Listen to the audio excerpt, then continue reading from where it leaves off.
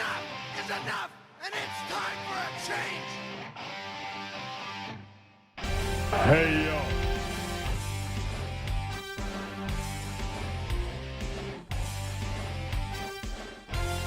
My life, my money, my legacy. AEW Revolution ends in a bang, but not the bang that you think. Hello, everybody. Welcome to our pay-per-view review. I am your boy, Jared Never Sleeps, alongside my very, very handsome co-host, the straight shoot in a suit, Adam Anthony James Martin. Adam, how are you doing this evening? I am doing very well, sir. How are you doing? Man, I am doing very, very well. And man, what a show from AEW. I've got to admit, I feel really bad about the ending, the botch. The explosion. I'm gonna call it the AEW Super Sweet 16 between John Moxley and Kenny Omega. Oh, man. The card was really exciting. There was so much to look forward to, and the build up behind this, something that we haven't really got to see that much of in North America take place. First time I've seen a match like that. Yeah, as an exploding barbed wire match. Normally that's a Japanese thing that you see overseas, but we got treated with something very special on last Sunday or on Sunday night, and of course, everything seemed to be going fairly well for the two competitors in the ring until the countdown came. Yeah, I mean, I saw a lot of people online commenting. I think Bully Ray tweeted out that Vince McMahon famously quoted as saying that they always remember the finish. The only thing that matters, the thing that matters most is the finish. And it sucked. It kind of reminded me of the Roman Reigns botch when he was handcuffed. What was that? Was that Hell in the Cell? I think that might have been Hell in the Cell, where you got handcuffed to the scaffolding and they couldn't get him out. So it kind of just ruined the ending. This was like 1,000 times worse. You have John Moxley just knocked out, sprawled out in the ring. He's bleeding. His friend just tries to come and help him. He thinks he's going to die. And then he covers him. And it's 3, 2, 1. And just. It's like when in a text message chat when people say Happy New Year and the sparkles go off. Oh, man. That's. Do you think that killed the match for you? Or did it kill the pay-per-view for you? No, I don't think it killed the pay-per-view for me, and I don't think it kills the match itself either, because simply what they could do, and again, I'm going to give, I believe his name is Chris Toplak. Sorry, man, if I butchered your name, but we follow each other on Twitter. He does his own podcast as well. But his idea was that, Callis could come out on the next Dynamite and say, hey, just in case Kenny Omega was the one laying down, knocked out in that middle of the ring, joke's on you. We didn't want the explosion going off on him. Yeah. Yeah, I was thinking about that. The only thing I think that kind of kills it, though, is the way the announcers sold it, and then the way that Eddie Kingston stole it. They show him, and they have like the aerial shot, and he just knocked out. He just passed out as if he went through this crazy ass explosion. So, and even the funny part was, I don't know if you saw on Twitter, but John Moxley, he at the end, like when the show went off, he was on the mic and he was saying that, man, Kenny Omega is a tough son of a bitch, but he can't make an exploding ring for shit. And if you look in the background, Eddie Kingston's like still knocked out on the ground, like as if he went through some kind of traumatizing experience. So the way the announcers kind of said it and the way that Eddie Kingston sold it, it's just like, damn, how are they going to get themselves out of this one? It seems like they got themselves stuck between a rock and a hard place trying to explain this one or trying to, validate, the reasoning behind it not working properly. Yeah. Or, fans can just take it for what it is. Happens. Difficulties happen. Things happen. Don't let that, take away the match. Yeah. If you want to go watch something explode, throw on a YouTube video. Boom, you'll see it. No problem. Right. Well, us fans are really mad he actually didn't die. What's that, sorry? I said, yeah, the fans are actually mad he didn't die in a death match. Like, he's breaking kayfabe. They're pissed. Yeah. Like, I'm surprised people haven't demanded the refund back. And by all means, don't do that because that would be total BS. But I'm just surprised because of the characteristics of a lot of people out there today. We see them complaining about so many other things. Yeah. It doesn't take much for a lot of people to complain now and rally up together and create a movement of some sort. So, wrestling fans are very vicious as well, diehards especially. They're going to criticize this, for a good little while, I think. Fairly, no. Is it important to talk about it? Yes, like we're doing right now.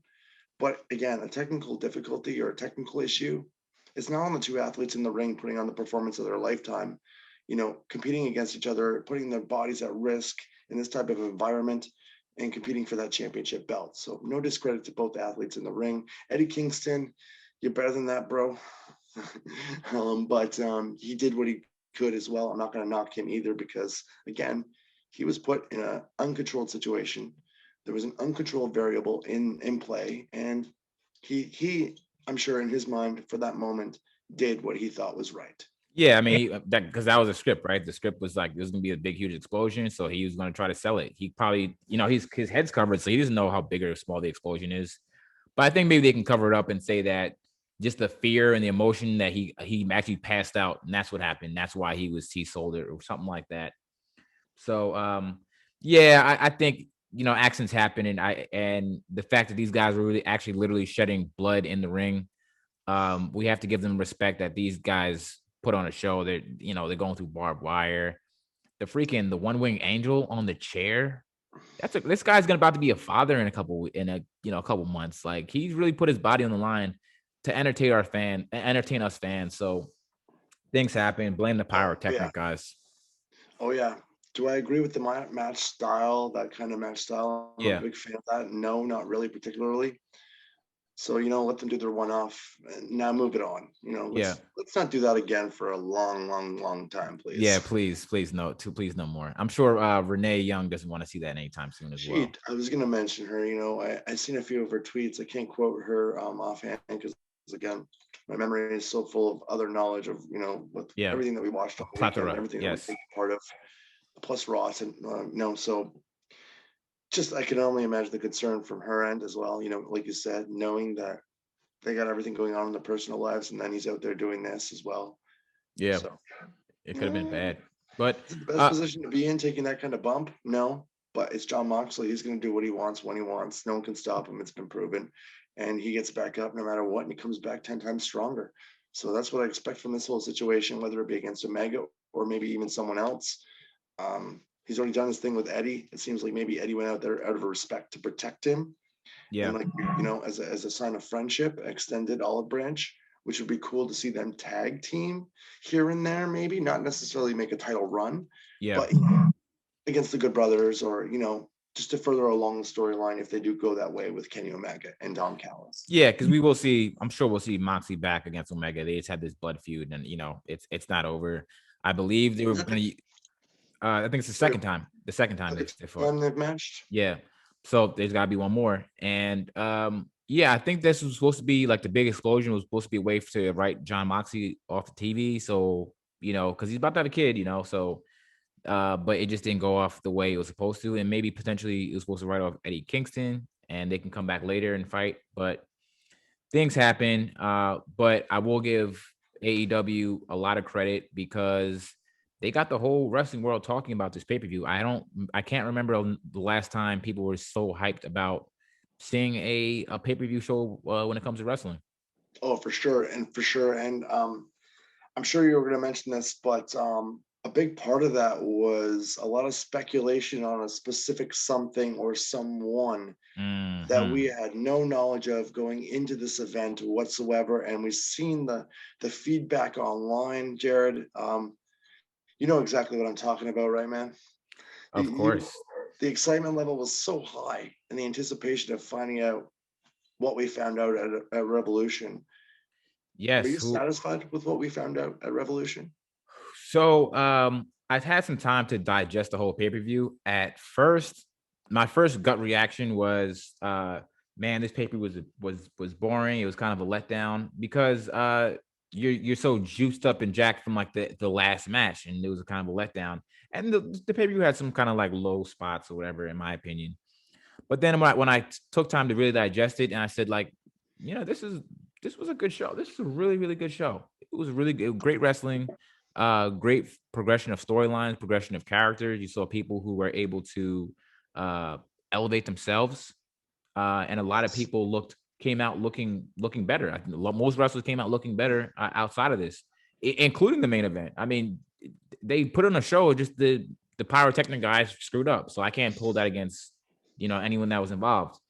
But the specific thing you're talking about, for both of you living under a rock, Christian Cage showed up at AEW Revolution. He is the surprise signing, and he fit the criteria. Hall of Fame career.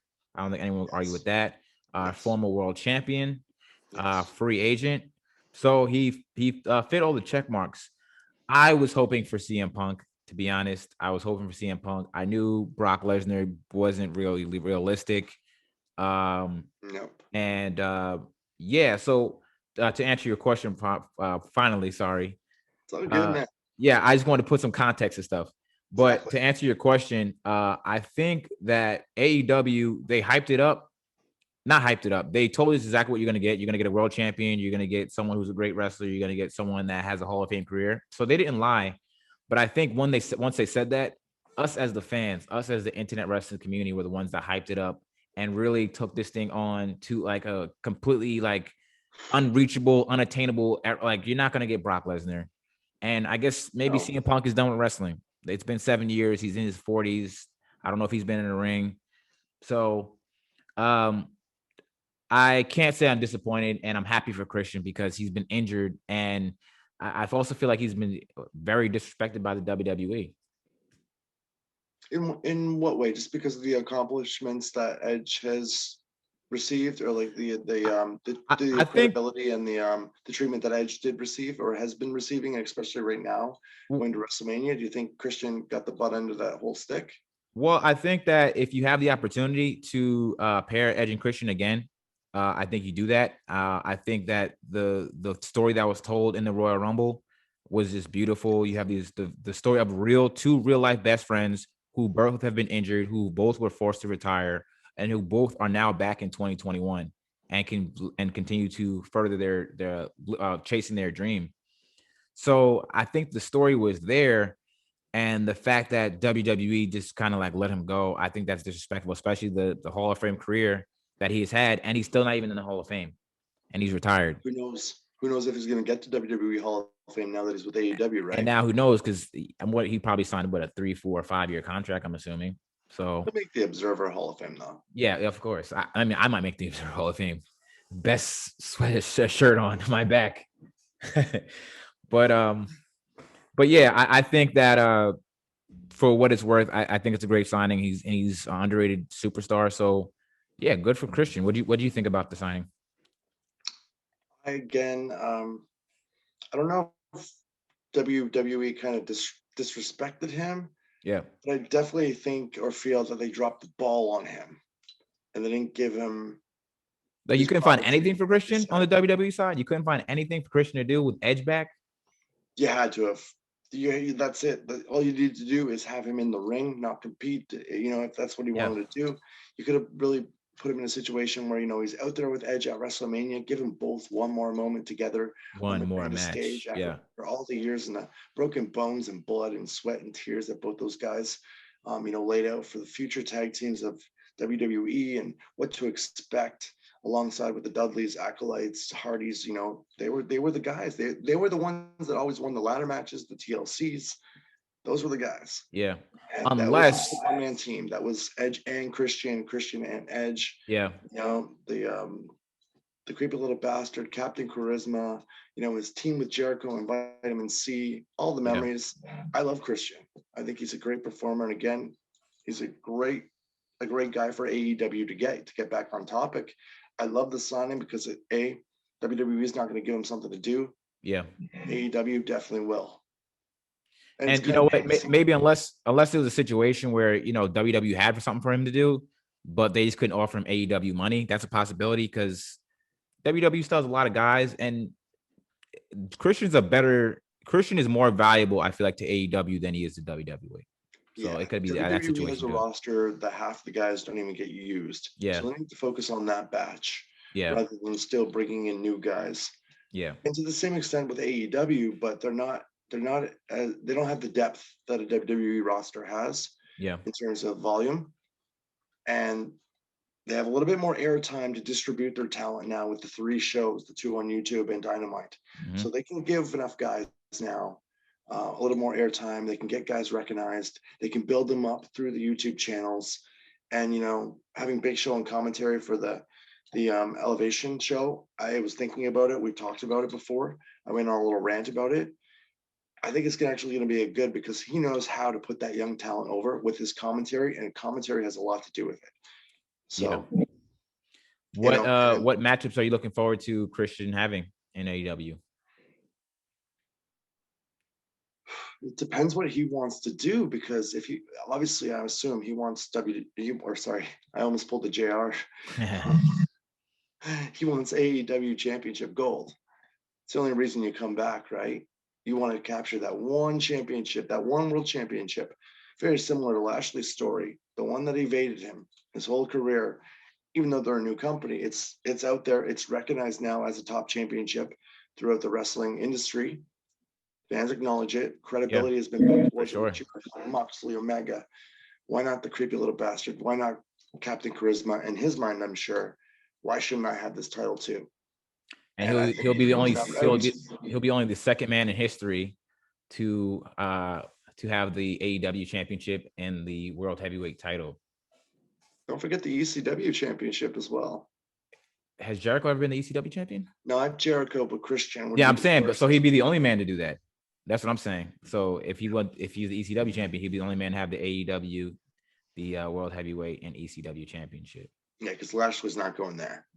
Lashley's not going there. No, he will not be going there. So. No, but I like the Christian thing. And again, to dive right into your question and give you a straight up answer, the guy that I'd like to see him work with would be Jericho. Yeah, gotta do that. The old tag team, they were so great together, whether they're opposition or friends. Yeah. I like those stories where like the story continues from promotion to promotion. I love that stuff. It's just great. Exactly. And with Jericho and MJF maybe having a little conflict now because they didn't quite do the job that they wanted to do with the Inner Circle. Yeah. A guy like Christian can come in, help Jericho maybe turn face and keep the Inner Circle heel with MJF as the new leader, bring back Sammy, the newer generation of this. Then you have MJF and Sammy versus Christian and Chris Jericho. That's what I like versus old school. I like that. And speaking of Chris Jericho, he had a hell of a match with MJF versus the Young Bucks. Yeah, what a match between these guys. A lot of false finishes. How did you receive this match? How did you like it? I'll go right to the ending. Yeah. The right team won. Yeah, for sure. Obviously, the Young Bucks need to keep the belts as much as I don't like them really having the belts on them. Yeah. Between the two teams, though, you don't give the titles to an Inner Circle unless it's Santana or Ortiz. That's going to be down the road. But again, when it comes to this match particularly, it was a great match, great chemistry again between all 4 guys. Jericho looked like he was a little bit more in his prime. I think better shape than he has been in the last few weeks, more motivated maybe because it was a big pay-per-view environment for him to get, really into this match. Did his part. And him and MJF just have great chemistry inside and outside of the ring. As a tag team, I like it as well. But again, eventually, I want to see MJF step above, put the old timer down, take him out back, and let's talk about at some point. And let's talk about MJF for a little bit because this guy has not been wrestling for that long. He's on a pay-per-view. He's in there with Chris Jericho, who is a Hall of Famer in anybody's promotion. And the Young Bucks, for what they're worth, they are one of the most over tag teams in wrestling. And they're revered from around the world for their wrestling. And this guy is really holding his own. This match to me is one of the best matches on the card. I'm not a huge Young Buck fan, but the different spots they had and the different false finishes that were there and I just really loved it. But MJF really stood out to me. I love his finish, the Heat Seeker, I think it's called. Yes. Yeah, like that's such Heat a Seeker good pile driver. Heat Seeker pile driver. And the pile driver is back in AEW too. That's great. You don't get to see that on the other show much. I love the move. Yeah. It's a great move. And yeah, his heat seeking pile driver, the finisher itself, just vicious. The way he does it, the way that he sets it up towards using that move. Just it's like a Bret Hart match for me watching him wrestle, because he has a routine that just flows so nicely. It doesn't matter if he repeats it or not. And again, just the way that he sells, takes bumps. He's really building up his opposition and putting the himself selling on the level. Like the heel, like noodle selling is just like, he's just really good on the mics. He's one of the top, I guess he's one of my top favorite wrestlers right now. Just really good, like a prodigy. He's a prodigy good. You're about to mention mic skills. When it comes down to the mic skills right now in either promotion, I think of Pat McAfee, MJF. What about the big dog, Roman? No, not there yet. Do it for 2 more years. Fair enough. Consistently.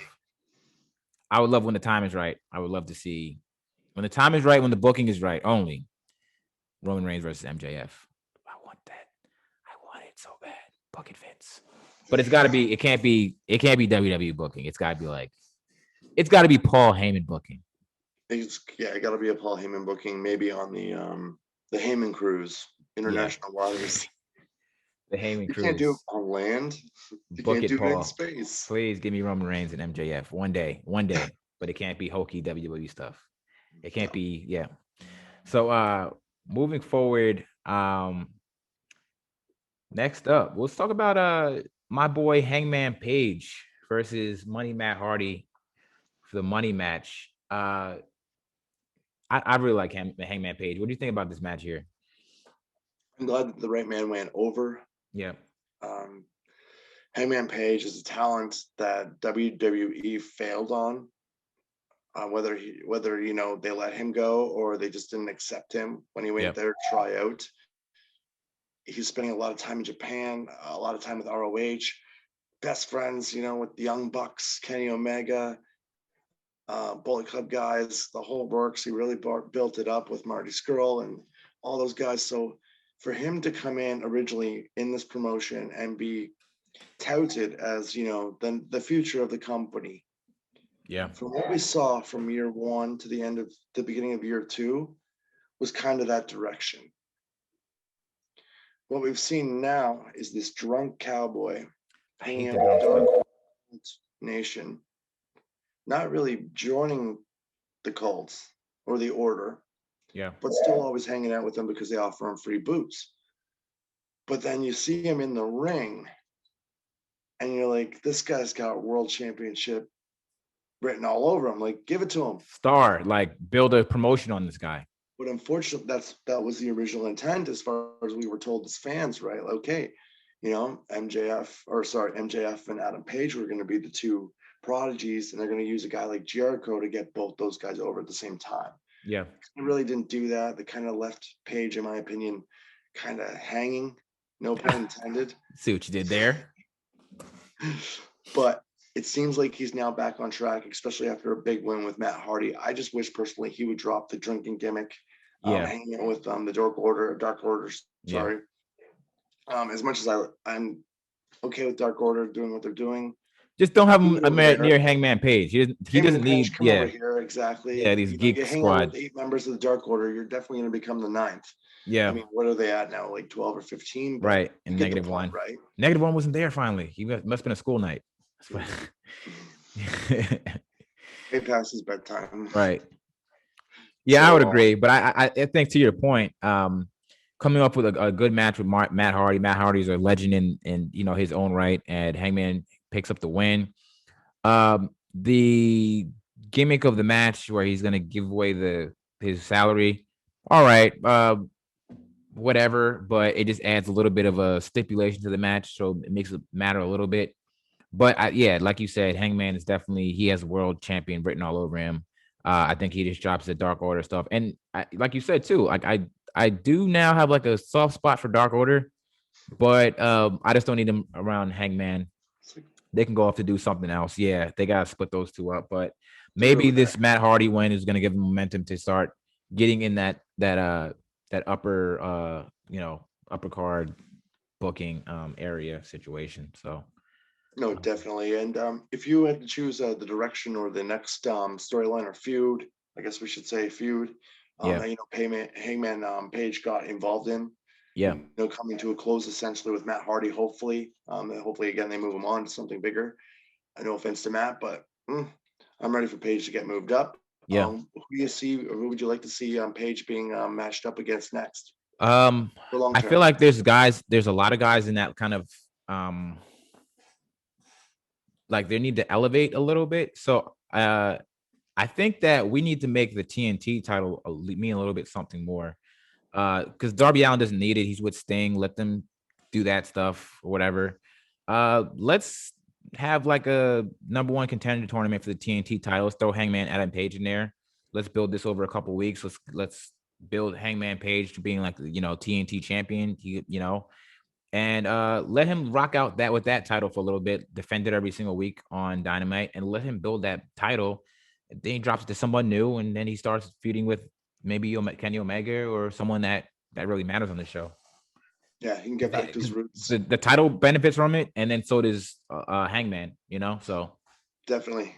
I was gonna say, the whole TNT title right now, it's good with Darby, but again, he doesn't need it. He's doesn't so need over it. with the fans. Yeah, Just with his character and his style alone, he doesn't really necessarily need a belt. It's great that they gave it to him. He's got his run with it. He's going to defend off Taz's, team. yeah, But once he loses that belt, maybe potentially to a Brian Cage or a Ricky Starks or someone from that faction, yeah, there's Page waiting for something to do. Again, build that value up for the TNT title. It was great when Cody and rest in peace Brody Lee, were feuding over that title. It really meant something. yeah. Very important. And it still does have the value, but it's just not the same right now. It's like, what it reminds me of? The TNT title is kind of like the Raw Women's title right now. Like it's on a person, it's there, but it's like, what are we doing with this title? It doesn't. He didn't even defend it on the pay-per-view, right? So No. how important really is it right now? Is Yeah. it more important to have Sting come in there and team with them, or is it more important to get that belt over and him put on a great match with it against a great worthy opponent? Yeah, and I think it's supposed to matter. For Darby Allin, I think teaming with Sting is much more important than the TNT title right now. But I agree. Which is a great segue into the next match, a cinematic match. We had Sting and Darby Allin versus Brian Cage and Ricky Stark. They did the cinematic thing. I know, of course, Sting is he's not 23 anymore, so they went a cinematic match. How did you feel about the production? And by the way, they said that Darby Allin basically like produced this whole thing, like 90% of it. He was involved with like most of it. So what do you think about this match? It's kind of like a boneyard match a little bit. Yeah, and I've mentioned that match a few times in a positive manner before in the past because it was a great cinematic match. The AJ and Taker in the Boneyard, and I would agree. It wasn't WWE production, but it was great. Yeah. I think they did a really good job. I think the outcome was great for everyone. It's kind of entertaining. I think it was really entertaining. I believe Darby took the big bump. Yeah, he did like the coffin drop off the set. Yeah, or Darby, sorry, and then I kind of like it. Kind of just seemed like again, like I go back to the TNT title and it's on Darby, and this was a great fun match, but that kind of took it out. This took me. There was no interest really in this match for me personally. Yeah, even if it is Sting. I've been hearing this for 25 years. Yeah, and it's cool that they did cinematics for him, but it just wasn't for me personally. Although it was great, it turned out great. I think the outcome was good. I think it did really good for Sting. Darby made them look really good, strong as a team. It shows that Sting still got it. I think Sting took a bump, or was that the week before where he hit the cable in the corner? He went for the Stinger splash. Yeah. And the turnbuckle was exposed. Yeah, I think that was the week before. Yeah. So leading into that, we could see that it could still kind of go. Yeah. And then giving him this opportunity to, kind of validated himself, I guess I should say, with last week and this match itself. I think overall it worked out great, like for everyone, like I said. But again, for me personally, I just wasn't really interested because the TNT title is being upheld and it wasn't defended. And I like title defenses on pay-per-views, and I think those defenses should mean something more than a tag match. Yeah, I would agree with that. I'll put it over for the effort. I'll put it over for the storytelling. I'll put it over for how it was put together and the cinematics. It was a great documentary or short movie, whatever you want to call it. But the only one that really benefits out of this is Sting. It depends how you look at it. Has he earned that respect in the industry to have a match built for him essentially at his age? Because Ricky Stark is one of my favorite under guys, and Ricky Stark took the pin. I'm not sure if that hurts him too much, being that it's Sting, whatever. It's the Sting in wrestling, so I'm not sure if that hurts him. But nonetheless, Ricky Stark takes the pin. Then you have the TNT title being upheld in this whole thing, just Exactly. there. Then you have Brian Cage, who's a freaking giant monster man, freaking huge bodybuilder guy, and he's getting his ass whooped by a skateboarder and his grandpa.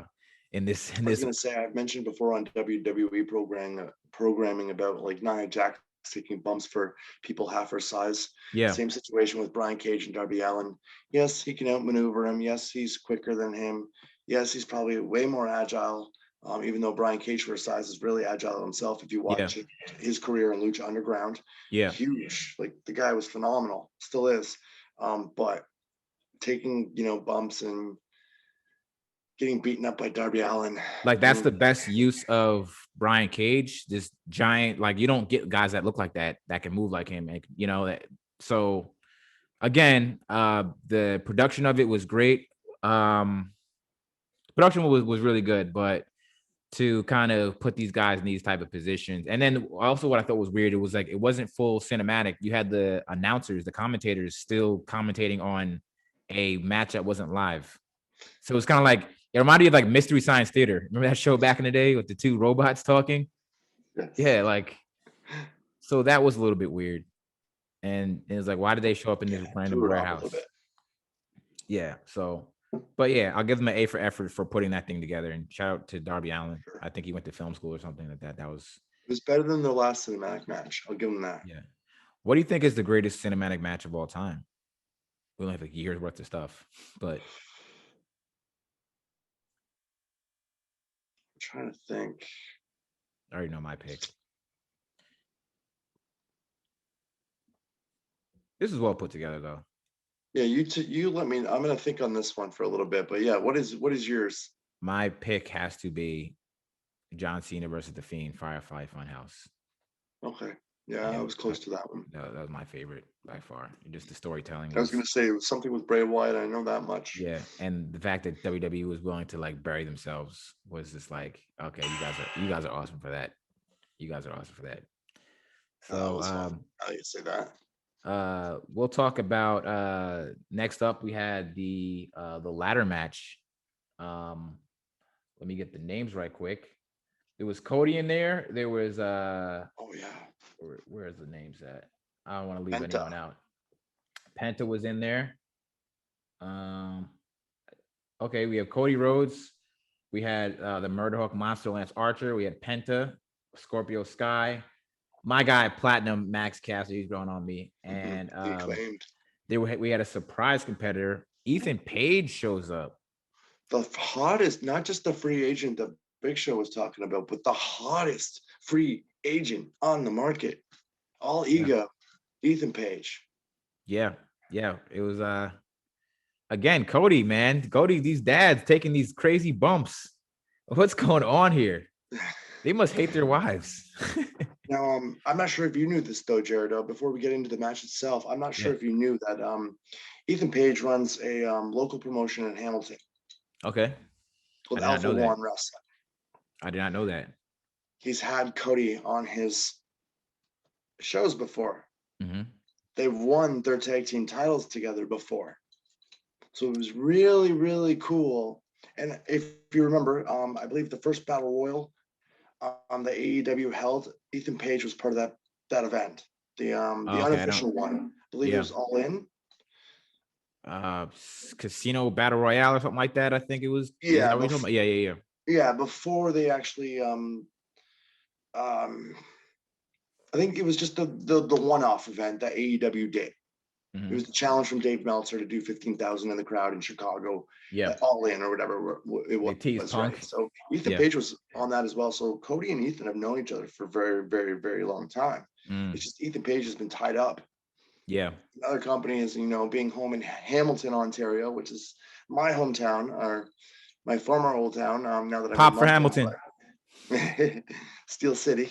Yeah. But to see Cody in there with Ethan Page in this match, and Ethan Page finally coming over, they're really close friends. A lot of respect between the two of them, so it was a no-brainer. It was just a matter of when he could eventually come over. He was doing his TNA stuff, and the last stuff that I saw on TNA, he was teaming up with Josh Alexander, another great Ontario boy, but he got an accident or something happened to him mentally, and he was changing into a karate guy. Oh, that was his gimmick. Interesting, really funky. It wasn't good, in my opinion, whatsoever. Ethan Page, being who he is, made it work the best it could. But I'm so glad that he's now officially over and hopefully exclusive to AEW. Right. In that relationship. And again, seeing him in this match, a lot of people get to see how he performs. I've got to have him on one of my shows against Evil Uno. So that was really cool. And he can do it all. Technical, brawl. With my match specifically with Uno, he did more of a comedy thing, which is really cool. I don't know if Uno would remember this, but Stinky Uno chants all the way throughout the building were because of Ethan Page. He's just got it all. So it's great to see him in this match. So with the history that he has and the fact that, on the indie scene, he's very much revered. And the fact that he was even debuting on this show, do you think the right guy won? They went with Ethan Page? They should have probably went with Ethan Page. Nothing against Scorpio Sky, because I've said it for a long time. Scorpio Sky has been held down too.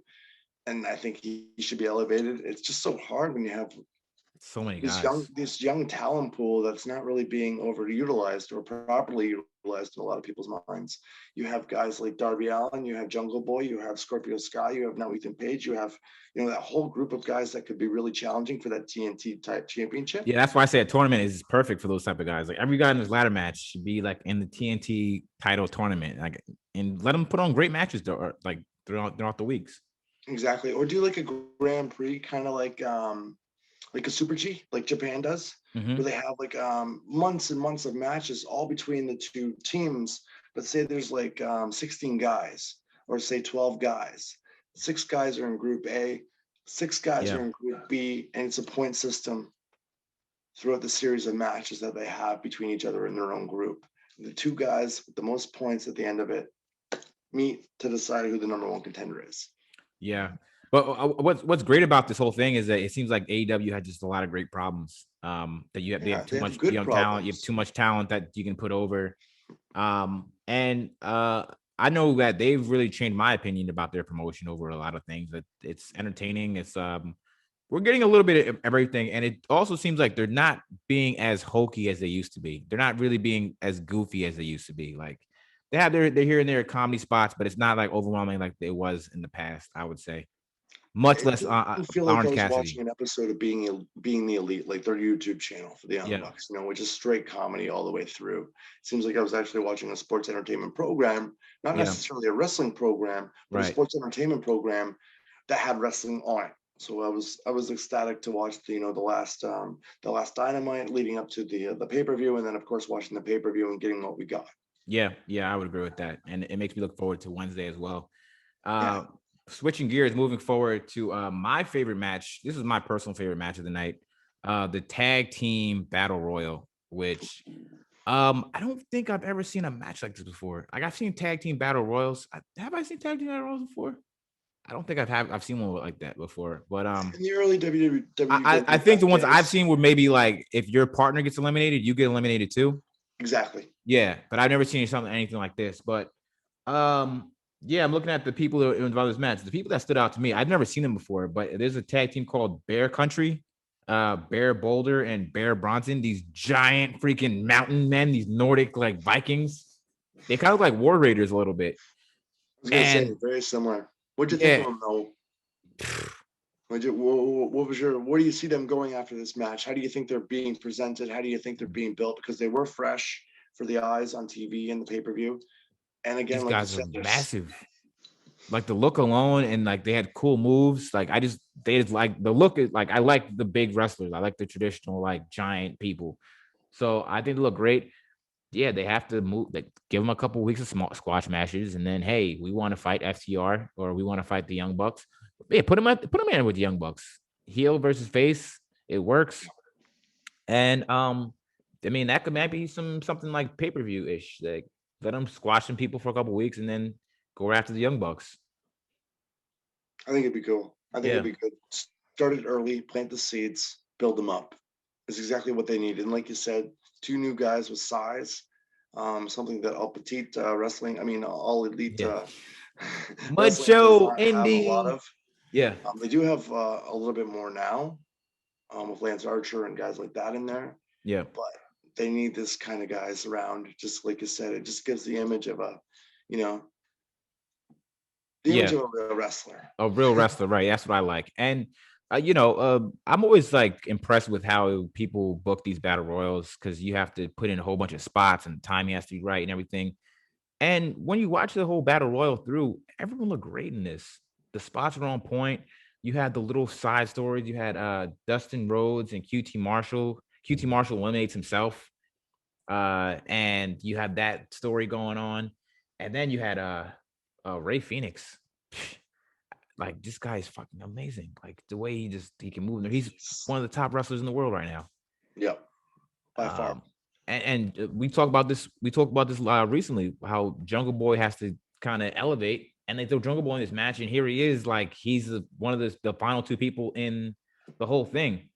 Yep, And even with though he Phoenix. lost, he still looks like he still looked good in it. You know? Looked like $1,000,000 throughout the whole match. Again, so that was a strong ending for him. Not necessarily what I wanted to see, but again, I didn't want to see Jurassic Express, get the title match. I want to So see I'm glad the right guys won again. Yeah. They're finishing in their booking. Like the guys going over on this event is just, Yeah. it's just perfect. So the right guys won basically in every match, like at that pay-per-view. So it was just good finishing, good booking in that sense, minus the botch, like I said before. But going back to Yeah. Jungle Boy, again, another guy that should be really competing for the TNT championship. And what better way to build him than making him the last person in this thing against Ray Phoenix? So it's like you lose to Ray Phoenix, it's like there's no shame in that. Exactly. The only other person that really could have been better or is equivalent would have been Pac, Phoenix's partner. Yeah. Pocket work too. So That'd be a phenomenal match. and again, like I said before, originally when I ended the pay-per-view, I was like, oh man, that show was boring and anticlimactic, and they really let us down. I was disappointed. But then when like I said, I took a step back, and then I heard other couple people talk about the ending and what like I totally forgot that John Moxley and Eddie Kingston have like a kind of a history together. Huge history. And so when I understood this story in that context, I was like, oh, okay, they really this is the storytelling that wrestling fans have always wanted. This is what we asked for. So, and they're giving to us long-term stories, layered on good in ring. Right. It just happened that they had a bad botch. So it definitely changed my opinion when I actually got to step back and look at the whole pay-per-view for what it is. Like, how would you grade this pay-per-view? I would give it an honest, because there was some dirty filler in there. We mentioned Yes, this. we did the highlight version of this filler. podcast. Yeah. There's clean fill and there's dirt fill. Yes. Just to fill time. There was some dirt fill in this, so I can't give it a top-notch grade, but I can give it a solid B plus. Yeah. Okay. Well, if we're gonna go with the filler, if we're going by filler, C plus. Yeah. Non-filler, B plus. Yeah, I can agree with that. So it equals out to a B. Yeah, right. Equals out to a B. So We'll take the average. yeah. So Wednesday there'll be another Dynamite. A lot of things that a lot of storylines to be progressing. I think they already announced that MJF and Jericho are gonna have some type of like they're gonna reevaluate the inner circle. So Big game plan. I think we know where this is going. There's going to be dissension in between those two, and I There's like it. Yeah. So We've talked about it. I like it. It's about time. we know where this is going. But hey, it's gonna be gonna be great for MJF to be in the ring with the top guy like Chris Jericho and a Definitely. one-on-one feud. So Well, he's already beat Jericho too, right? he's already beat Jericho. So he's already one up. Yeah. I think did he cheat? He grabbed the tights or something like that, or put his foot on the rope or something like that. I think he cheated, but Yeah. Oh yeah, definitely. Yeah. I think maybe he used the. Yeah, I don't think he used the ring, but I think he did some form of yeah, it illegal was some type of play. heel shenanigans. So Some sort of MJF move. yeah, something MGF-ish from Long Island, my hood. Oh yeah, So, yeah. You guys are neighbors. that's right. But yeah, that about wraps up our AEW review. Let us know what you thought about this show in the comments. Make sure you like and subscribe. Hit the notification button. Sweet Chin Music super kick the notification button. Make sure there's no leg slap anymore when you do that, to make sure you get notifications when we have no other videos. That about wraps it up. I am Jared Never Sleeps, signing off for my very handsome co-host, the straight shoot in a suit, Adam Anthony James Martin. Thanks for watching, and we'll see you guys on Thursday for the AEW Dynamite review. Good night or good morning whenever you watch this.